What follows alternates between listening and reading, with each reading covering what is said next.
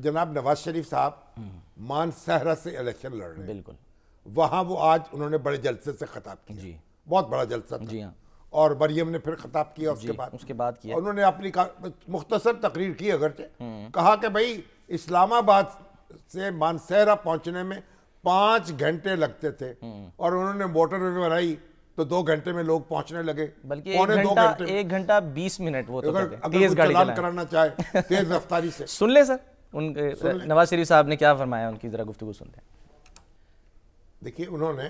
سلیقے سے بات کی ہے اور اپنی کارکردگی پیش کی ہے،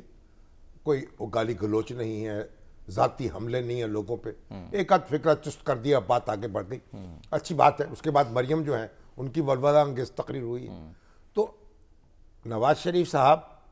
اپنا انتخاب لڑنے مانسہرہ پہنچ گئے اور بلاول بھٹو زرداری جو ہیں وہ لاہور سے انتخاب لڑ رہے ہیں، 127 انہوں نے لاہور میں ڈیرہ جمایا، آج تو سائیوال میں تھے، جی آج صحیح بات لیکن کل منہاج القرآن جو ادارہ منہاج القرآن ہے اس کے گراؤنڈ میں طاہر القادری صاحب کے سائے میں، اور وہ ہمارے گنڈا پور کیا خرم نواز گنڈا پور خرم نواز گنڈا پور وہ بھی موجود، ان کے تعاون سے انہوں نے ایک بڑا جلسہ کیا جس میں اعتزاز احسن صاحب نے بھی جی ایک دوبارہ پیپلز پارٹی سے محبت کا اظہار کیا بڑی شدت کے ساتھ، اور چودھری محمد سرور صاحب ہمارے گورنر سابق گورنر پنجاب کیمپین چلا جو مسلم لیگ کاف کو پیارے ہو گئے تھے، اب وہ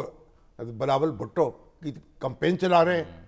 تو ایک ہیں تو انہی کے ساتھ نا سر، ہے کاف میں، ہاں کاف میں، ہاں لیکن اب ہیں بھی نہیں بھی، انتخاب تو لڑ نہیں رہے، اور ان کو بیچاروں کی سیٹیں تھوڑی 1-2 ملی ہیں، ان کو 2-3، وہ کوئی مطمئن نہیں ہوئے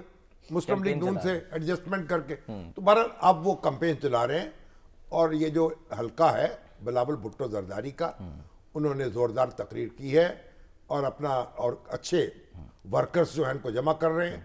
اور اپنے پاؤں جما رہے ہیں، جو مسلم لیگ نون کے عطا اللہ طارر ان کے مقابلے میں ہیں، اب پی ٹی آئی کا کون ہے مجھے بھی معلوم نہیں ہوا، لیکن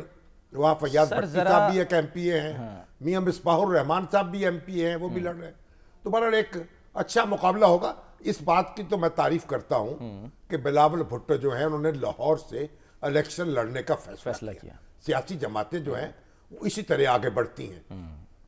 لیکن اب ان کو چاہیے کہ جو گفتگو ہے نا اس میں وہ تو کہہ رہے میں آپ کی تنخواہیں دگنی کر دوں گا،